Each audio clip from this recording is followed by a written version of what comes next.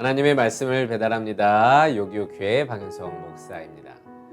오늘 묵상할 본문은 에스라서 8장 21절에서 36절까지의 말씀인데요.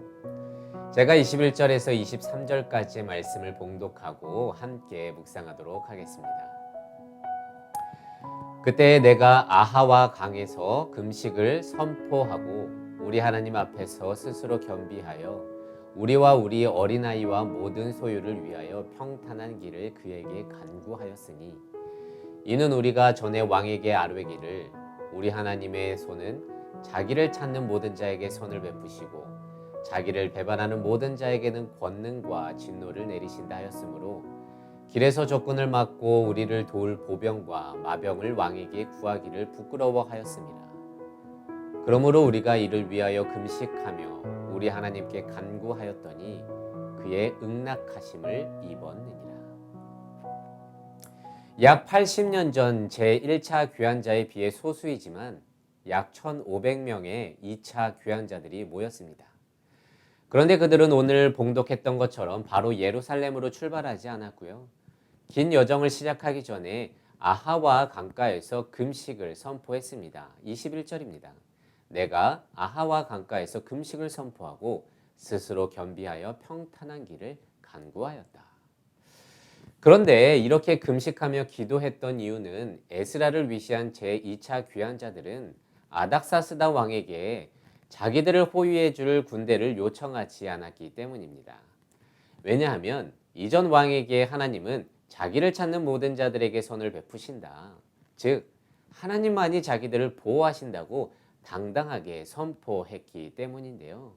그래서 22절과 같이 우리를 도울 보병과 마병을 왕에게 구하기를 부끄러워했다고 기록하고 있습니다. 분명 당시 상황에서 1,500km, 그러니까 4개월이나 되는 여정을 호위하는 군대 없이 떠나는 것은 정말로 위험한 일이었습니다.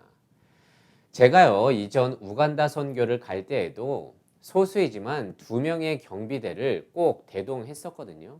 왜냐하면 아프리카, 어떤 일이 일어날지 모르는 미지의 세계이기 때문입니다. 그런데 본문 당시는 어떻겠습니까? 긴 여정 중에서 수많은 위험이 도사리고 있었을 것입니다.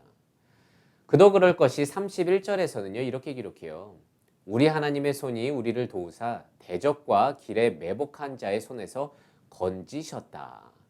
그러니까 분명 2차 귀환자들의 여정은 결코 쉽지 않았습니다. 위험이 있었다는 거예요. 이 부분을 보고 사람들은 군대를 요청하지 않았던 에스라를 무모하고 괜한 고집을 부린 거라고 비판할 수도 있겠지만 저는 이 에스라의 선택이 인생에 한 번은 꼭 해야 할 신앙적 결단이라고 생각합니다. 왕의 힘보다 하나님의 힘을 믿겠다는 그 결단, 우리의 인생은 하나님의 도우심이 없이는 절대로 살아갈 수 없는 존재라는 것을 아는 체험. 이를 위해서 에스라는 지금 금식을 선포하고 있는 것입니다. 여러분, 금식은요, 나의 극한을 시험하는 것, 내 인내를 확인하는 절차가 아닙니다. 금식, 내 몸에 영양소를 일절 공급하지 않는 것을 의미하지 않겠습니까? 그런데 이것의 신앙적 의미는 이 일은 내 힘으로 절대로 할 수 없다는 고백, 그러니까 오직 하나님만이 하실 수 있다는 하나님을 절대적으로 신뢰하는 신앙적 고백이 금식인 것입니다. 여러분, 우리 인간은요, 안 그런 것 같지만 어떤 좋은 결과를 얻게 되면 말로는 전적인 은혜라고는 하지만 그 과정 가운데서의 자신의 노력 등 어떤 요인에 눈을 돌리는 게 우리 인간입니다. 그래서 시간이 지나서 남는 것은 야, 내가 그때 그렇게 노력했잖아 라고 하는 자기 자랑인 것이죠. 하지만 전혀 자기가 한 일 없이 은혜를 입은 자들의 입에는 절대로 작은 자기 자랑조차도 없습니다.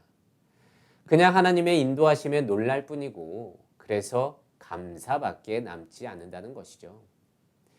에스라는 알았을 것입니다. 앞으로 귀환해서 여러 어려움을 분명 겪게 될 텐데 그때를 대비해서 백성들의 신앙을 다질 필요가 있었다는 것이죠. 어떤 역경 속에서도 온전히 하나님만을 신뢰하고 의지할 수 있는 그 믿음. 결국 2차 귀환자들은 하나님의 선하신 손에 도움을 받아 무사히 도착했습니다. 이것은 하나님의 손이 우리를 도왔다는 것, 그 경험이죠. 하나님께서 백성들의 간절한 간구에 응답한 체험이 된 것이고요.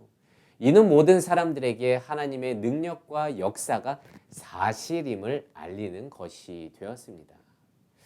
그런데 이는 눈에 보이는 왕의 군대, 그 세상적 힘을 포기하고 보이지 않는 하나님을 의지하여 얻은 결과였습니다. 그리고 그때 비로소 백성들은 믿음이 무엇인지 깨닫게 되었다는 것이죠. 여러분, 보이지 않는 것을 의지한다는 것은 쉽지 않습니다. 하지만 보이지 않는 그 하나님을 신뢰하는 첫 발을 내디딜 때에 그때서야 비로소 하나님이 보이기 시작한다는 것입니다. 그래서 오늘은 이런 질문을 하며 나를 돌아보기를 원하는데요. 보이지 않는 하나님을 신뢰하는데 자꾸만 망설여지게 하는 요인이 있습니까? 그것이 무엇인지 한번 생각해 봅시다. 또한 나에게 금식은 어떤 의미였습니까? 이전 금식에 대한 내 생각을 정리해보고 오늘 본문처럼 하나님을 전적으로 신뢰하기 위해서 내가 결단해야 할 일은 무엇인지 한번 돌아보는 시간을 갖기를 원합니다. 그래서 오늘 하루도 이 말씀을 통해 승리하는 한 날을 살아가는 여러분들이 되시기를 진심으로 소망합니다.